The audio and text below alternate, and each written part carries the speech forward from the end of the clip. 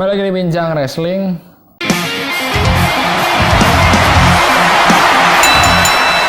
Hari ini gue bahas apa ya tadi tuh? Oh iya gue lupa. Mau bahas tentang AEW The Double or Nothing. Kok Double or Nothing sih? Double or Nothing gitu. Jadi gue excited banget sebenarnya kemarin pas ada AEW Double or Nothing. Kenapa? Karena ini bisa dibilang nggak pertama juga, tapi kayak acara pay-per-view pertama AEW yang ada penonton gitu. Karena sebelumnya AEW pas hari Jumat itu udah ada penonton. Sebenarnya nggak murni semua penonton ya, ada beberapa. Tapi penonton banyak banyak sih, tapi nggak sebanyak WrestleMania. Gue lihat berapa sih penonton mereka, 5.500. Tapi kesannya tuh kayak udah banyak banget sih, karena tempatnya lebih kecil. Terus kalau tempat lebih kecil penonton lebih intim ya, dan crowd-nya menurut gue keren banget gitu. Jadi pertandingannya tuh ada 10 sama ini sih, sama pre-show ya, NWA World Women's Champion gitu. Terus di acaranya di opening sama Adam Page lawan Brian Cage. Gue kira ini buat FTW World Champion, ternyata enggak. Match-nya juga cukup solid banget menurutku. Ini oke banget sih match Adam Page ini sama si Brian Cage, dan gue lihat kayaknya si Adam Page ini udah cocok lah untuk jadi single run, karena beberapa kan kemarin dia masih sama Kenny Omega ya. Dan juga si Brian Cage ini ngeliatin kalau dia tuh, karena dia tuh kayak masih kekurangan itu, kayak dia tuh kan powerhouse banget ya sebutannya, atau besar banget itu, world heavyweight banget gitu. Tapi dia dengan gayanya yang lebih lincah tuh kayaknya bisa nggak world heavyweight banget lah gitu. Cuman kalau kita ngelihat dari kualitas pertandingan sih oke terus sih si Brian Cage ini gitu. Apalagi Adam Page ya, menurut gue sih nextnya, gue nggak tahu sih ini FTW bakalan jadi champion yang diperebutkan nggak tahu sih gue juga. Terus match keduanya Young Bucks lawan Eddie Kingston sama Jon Moxley, yang Young Bucks-nya menang. Ini gue bahas terakhir aja. Terus Cody Rhodes lawan Anthony Ogogo. Ini pertandingan menurut gue yang biasa aja. Gue kira pertandingannya bakalan seru, bakalan kayak mirip-mirip kayak Cody Rhodes lawan Dustin Rhodes, Goldust lah kalau lu nggak tahu. Tapi ternyata pertandingannya biasa aja menurut gue, jadi kayak nggak terlalu wah. Terus ada Miro lawan Lance Archer. Gue tuh di sini bingung loh, kan gue udah lama ya nggak nonton apapun, nggak nonton Raw, SmackDown, yang weekly show gitu, karena gue udah jarang banget nonton. Terakhir gue nonton wrestling kayaknya Wrestlemania deh, bener-bener nonton wrestling gitu, Wrestlemania 2 hari ya. Terus gue tuh nggak tahu, gue kira tuh Miro ini di sini good baby face, atau baiknya Lance Archer tuh yang heel-nya gitu, villain-nya. Ternyata enggak gitu, ternyata kayaknya ini pertandingan rada-rada heel versus heel deh. Kalau dilihat dari si pertandingan ini sih emang Lance Archer lebih ke heel ya, lebih ke baby face gitu daripada Miro. Tapi kayaknya dia juga nggak baby face banget gitu. Kayaknya ini heel versus heel. Gue belum mengerti kalau AEW itu heel sama face-nya kayak gimana sih.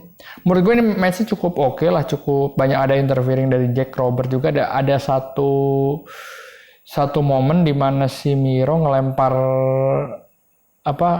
kantong gitu, yang menurut gue itu bukan nggak ada ularnya, tapi itu si Miro ngelempar ular, ngelempar kantong yang serasanya itu kayak ular. Tapi lo kebayang gak sih kalau sekarang ya, kalau zaman sekarang gitu, kalau para orang-orang tahu itu, misalnya nggak tahu nih si Miro bakal dapat masalah nggak dari hal kayak gitu, karena menurut gue kalau kayak gitu, kayak kesan itu kan dia ngelempar ular, dia banyak masalah itu datang dari para pecinta hewan. Wah, nggak mencintai hewan nih, ngelempar ular segala macam. Nggak tahu nih si Miro bakal dapat hal kayak gitu nggak dari siapapun ya. Terus udah gitu, setelah itu, ini untuk AEW TNT Champion. Gue lihat kayak TNT Champion emang jadi lebih bagus ya. Hitam tuh jadi ngeliatin kalau si championnya tuh serius gitu. Kalau merah tuh kayak menurut gue kayak nggak serius aja gitu. Kalau kayak OW 24/7 kan hijau ya, kayak nggak serius gitu, kayak belt nggak serius gitu. Gue tuh aneh kalau ada gelar tapi nggak serius tuh aneh. Jadi nggak ada pride-nya. Ngapain pakai gelar? Tapi kalau nggak ada pride kayak jadi joke aja itu. Terus Darby Allin sama Sting lawan Ethan Page sama Scorpio Sky. Itu tag team. Nah ini gue rada kaget juga nih. Ini gue bahas terakhir lah. Gue mau bahas ini dulu.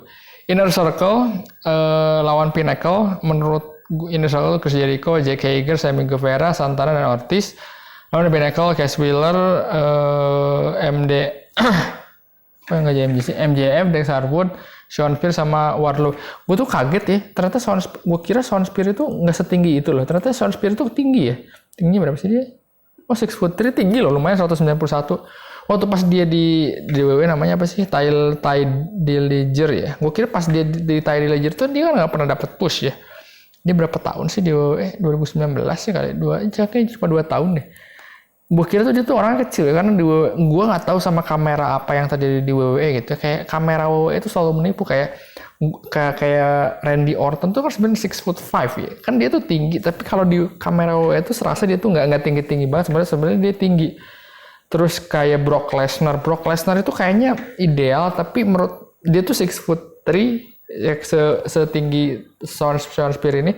Tapi kan badan dia gede kan, jadi kesannya tuh kayak bantet. Tapi kalau di WWE nggak kayak gitu kan. Gue nggak tahu sama kamera WWE itu aneh, jadi nggak kayak Braun Strowman kan. Mungkin karena baju juga kali ya. Kayak Braun Strowman kan kesannya tinggi banget kan. Atau kayak Undertaker gitu. Tapi beberapa orang menurutku kayak kelihatannya tuh kayak nggak tinggi banget gitu. Kayak misalnya Eddie Guerrero sama Rey Mysterio kan padahal tinggi jauhan Eddie Guerrero ya. Tapi tetap aja kayak ngeliatnya kayak mereka sepantar. Lu pernah bayangin gitu gak sih? Kalau gue sih ngerasanya kayak gitu ya. Nah ini kenapa gue mau bahas ya, ini harusnya tuh pertandingan ini tuh jadi opening lah. Gue tuh sebenarnya nggak jadi opening banget sih, jadi kayak openingnya udah, jadi solid, acara tuh solid banget. Dari 10 pertandingan ini sebenarnya 9 pertandingan solid gitu. 8 pertandingan solid.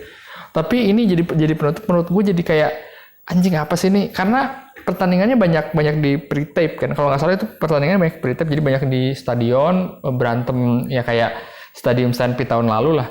Terus endingnya di ring kan gitu. Tapi maksudnya tahun lalu kan pandemi. Jadi kalau menurut gue sih pertandingan gimmick macam ini, macam Boneyard Match itu oke karena pandemi. Nah kalau sekarang kan udah nggak ada penonton, jadi sayang banget gue ada Stadium Stampede, nggak tahu emang mereka gimana. Tapi menurut gue ini harusnya pertandingan kedua gitu. Jadi yang mereka di luar, jadi orang tuh bisa ada bernafas sedikit. Jangan orang nggak dikasih. Ini kan pertandingan nggak dikasih jeda 4 jam itu dari Adam Page terus pertandingannya bagus-bagus. Tapi pas di pertandingan ini malah jadi orang tuh yang kayak anti klimaks sih menurut gue. Jadi kalau menurut gue ini pertandingan bisa di kedua nih ya. Di startnya kedua. Tak berantem. Nah itu diseling sama pertandingan lain, menurut gue sih lebih oke kayak gitu. Jadi orang tuh ada jeda gitu, jadi buat ngelihat oh ada kayak gini segala macem. Udah gitu matchnya langsung matchnya apa segala match yang match apapun lah gitu. Nanti sambung lagi sama mereka, ada match lagi. Nah baru nanti di ending inilah ya sih itu jadi closing itu pakai mereka. Menurut gue lebih cocok kayak ini daripada kayak gini kan. Kayak kita harus ngeliat 30 menit lah, ya sekitar 25 menit sampai 27 menit, kan di ring sebentar banget ya. Jadi kayak 25 menit, nggak sampai 6 menit juga sih, kayak 27 menit kita penonton gitu, nonton yang di layar apa segala macam, baru nanti pas terakhirnya ada si Sammy Guevara sama Shawn Spears gitu di ring. Jadi ya, sayang banget sih menurut gue, ini harusnya jadi show yang solid gitu.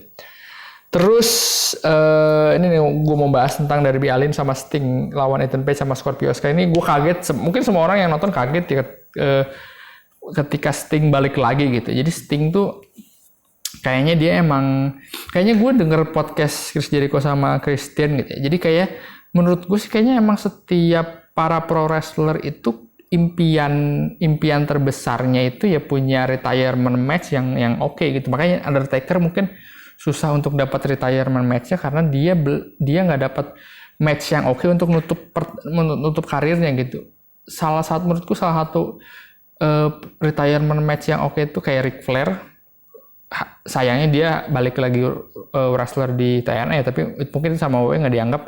Jadi Ric Flair bagus tuh retirement match-nya. Shawn Michaels menurut gue bagus, jadi mereka tuh menutup karir mereka. Batista mungkin salah satu sama Triple H menutup karir mereka dengan pertandingan yang oke gitu. Jadi karirnya ditutup. Jadi kalau karirnya ditutup dengan ketidaksengajaan kayak misalnya Christian kan gitu kemarin waktu itu dia nggak jelas kan kapan terakhir dia wrestler punya match itu kapan gitu. Dia wrestler terakhir kapan ya dia? Bukannya sama Randy Orton, tapi tahun 2014 2000 berapa lah. Jadi nggak jelas, keburu cedera dan keburu nggak ngerti ini harus gimana gitu. Jadi kayak Edge juga ya terkesan dipaksakan, jadi makanya pengen punya benar-benar run-nya tuh misalnya mungkin 1 atau 2 tahun lagi.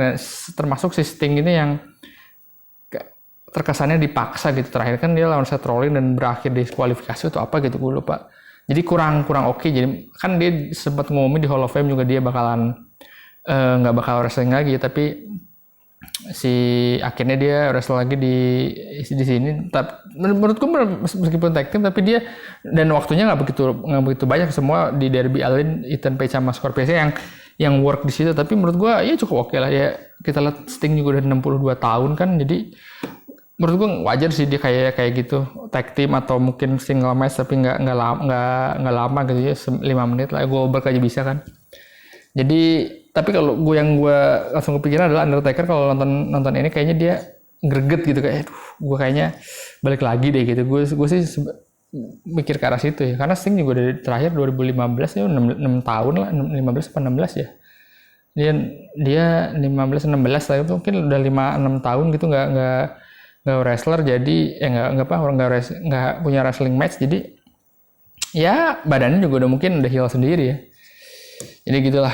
Tapi menurut gue kalau misalnya Sting tiap minggu harus ada gitu sama Darby Allin, menurut gue cukup bosan sih. Kayak dia diem lagi, itu kayak kayak 90 banget, 92.000 yang masih di WCW. Tapi mungkin ada storyline lain lah buat Sting, nggak cuma yang kayak bapak-bapak kayak udah tua men, lu udahlah yang lain aja lah. Udah dia dulu di WCW kayak gitu, di TNA kayak gitu yang udahlah, kayak udah cukup sih. Terus nah ini nih Casino Battle Royale, nah ini kan Jungle Boy ya yang menangnya. Gue tadinya mikir bahwa ini bakalan ada Christian Cage si yang menang gitu. Ternyata si Jungle Boy ini gue kira karena, dan gue tuh nggak tahu si Casino Battle Royale ini konsepnya gimana, kayak 5 orang masuk kayak semi Royal Rumble tapi Battle Royale gitu-gitu lah. Jadi mirip Royal Rumble, Battle Royale sama kan. Battle Royale kan cuma semuanya 20 orang udah dimasukin, ini kalau Royal Rumble satu-satu gitu.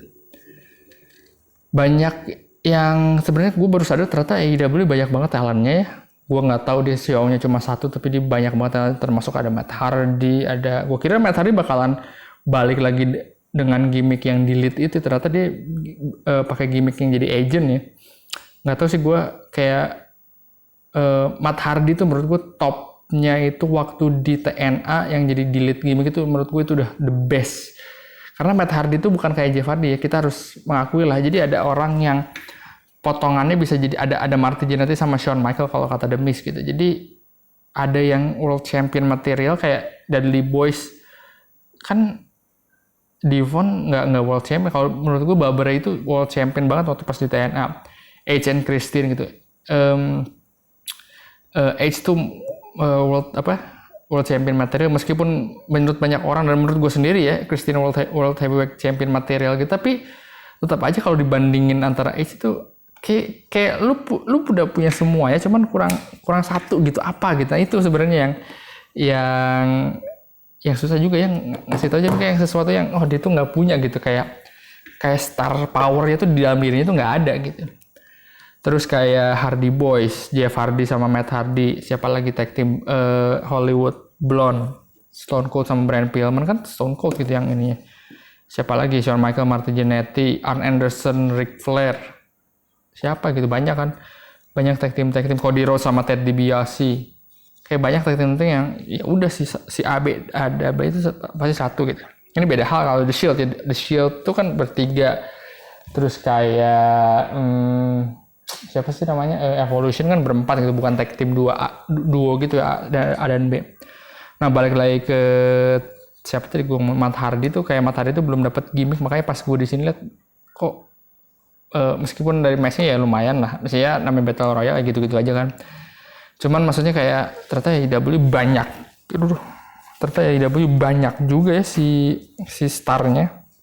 Dan gue bisa bilang kayak masih banyak sih sebenarnya yang bisa di si Battle Royale. Nggak tau gue kenapa AEW masih suka banget ya mainin yang kayak mungkin Matt Hardy masih jadi satu sosok ya di banyak orang gitu, tapi maksudnya kayak awal-awal sih gue oke, tapi kayaknya emang kurang juga sih kalau misalnya untuk Matt Hardy pakai delete gimmick gitu. Nah ini nggak tahu nih apakah Jeff Hardy karena Hardy Boy pernah lawan Young Bucks nggak ya? Gue lupa nih. Kayak kalau nggak salah pernah deh, tapi gue lupa eventnya apa, nggak tahu di Raw atau di apa gitu. Yang jelas kalau misalnya Jeff Hardy, karena Jeff Hardy karirnya di WWE udah mulai nggak jelas kan, kayaknya bakal bisa balik lagi. Kalau bisa bukan balik lagi sih, misalnya dia ke AEW bakal bisa lebih oke sih. Terus jadi bakal Jungle Boy sama Kenny Omega 2 minggu lagi. Dan yang ini menurut gue match yang harusnya nutup si Double or Nothing ini. Jadi 3-way match AEW World Champion, ada Kenny Omega, Orange Cassidy sama Pac. Lo bisa mikirin sebenarnya ini triple threat ini mirip kayak Roman Reigns lawan yang nutup WrestleMania. Gue kebayang tadinya pertandingan ini yang bakal nutup si Double or Nothing gitu. Jadi lu kebayang kan kayak misalnya si WrestleMania itu ditutup sama Roman Reigns, Edge sama Daniel Bryan. Lu kebayang gak sih 3 orang itu namanya udah gede banget kan? Oh udah ya Roman Reigns lah, siapa orang nggak tahu, dia kan face of WWE gitu. Terus Edge penonton zaman dulu, dan Daniel Bryan yang Yes Movement-nya. Jadi 3 orang itu namanya besar banget. Nah dibanding ini Kenny Omega, Orange Cassidy sama Pac gitu, nama-namanya itu belum sebesar si Roman Reigns, Edge dan Daniel Bryan gitu. Tapi kalau dari segi match kita bisa bilang bahwa ini match stall the show, nggak stall the show sih, karena kalau stall the show itu ya kayak pertandingan yang nggak dilihat bakalan jadi sebuah pertandingan. Tapi kan main event udah hakikatnya dia bakalan jadi yang ada di top card gitu. Jadi dari 3 nama ini yang masih top starnya itu kan Kenny Omega ya. Terus Pac juga menurut gue kurang Pac, namanya siapa sih, Neville ya. Belum yang top star banget ya, mantan WWE aja gitu, mid card gitu. Tapi di pertandingan ini menurut gue pertandingan oke banget, harusnya ini yang nutup si Double or Nothing gitu. Terus kayak menurut gue sih kalau misalnya gue tuh lebih suka pertandingan yang kayak gini, misalnya kayak orang-orang yang bukan namanya nggak besar, kayak misalnya Orange Cassidy atau Pac atau Kenny Omega ya bisa bilang nggak besar lah, tapi lebih baik digunain kayak gini gitu storyline daripada tetap pakai storyline yang mantan WWE tapi udah kayak Matt Hardy lah gitu. Namanya emang besar sih, cuman maksudnya ya nggak tahu, masih belum dapat gimmick yang bagus aja kali ya si itu. Sama satu lagi tadi gue mau bahas ini si Young Bucks sama si Eddie Kingston sama Jon Moxley gitu. Ini juga gue kira tuh pertandingan ini yang bakalan ada di main event gitu, ternyata ada di pertandingan kedua. Gue sayang banget sebenarnya di beberapa spot sebenarnya si pertandingan menurut gue sih Double or Nothing ini, karena kalau kita nggak ngomongin di Stadium St. Pete ya, menurut gue si pay-per-view ini solid, cuman kayaknya lebih enak tuh porsinya tuh di ini gitu, gue malah lebih setuju kalau Young Bucks sama si Jon Moxley, Eddie Kingston ini di opening match gitu. Tapi malah jadi pertandingan, gue kira, makanya tadi gue bilang kayak show itu solid banget, 4 jam kan. Gue kaget, biasanya acara AEW kan, bisa acara pay-per-view kan 3 jam, sekarang udah naik lagi ke 4 jam gitu. Dan banyak match udah gila banget sih menurut gue, jadi yang kayak padat gitu. Jadi lu kebayang gak sih matchnya bagus-bagus gitu ya, padat, tapi lu nggak punya kesempatan nih buat bisa beli popcorn kan, kalau di sana ada beli popcorn atau beli ya ke WC gitu. Jadi kan matchnya bagus-bagus, tapi pas di ending tuh kayak malah jadi slowing down gitu, 30 menit lu nonton ini ya sama aja kayak di Thunderdome gitu kan.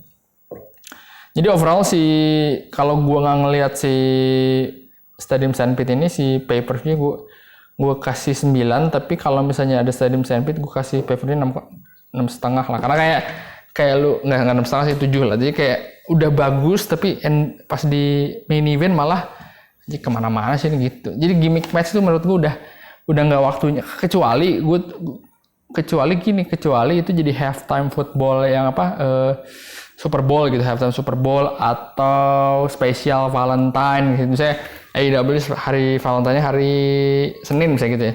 Terus AEW bakal ngisi slot setengah jam terus pakai Stadium St. Pete ini menurut gue itu lebih oke gitu. Jadi pertandingan gimmick itu emang bagus, tapi kalau nggak ada penonton, kalau nggak ada penonton di itu ya, dan spesial eventnya, kalau ada penonton tuh kayak lalu kan ada gitu. Gue dari dulu juga nggak kayak ini bukan Stadium St. Pete aja, kayak yang si apa namanya yang si Bray Wyatt itu loh, yang Bray Wyatt lawan Randy Orton, pertandingan apa sih? Gue lupa lah nama pertandingannya.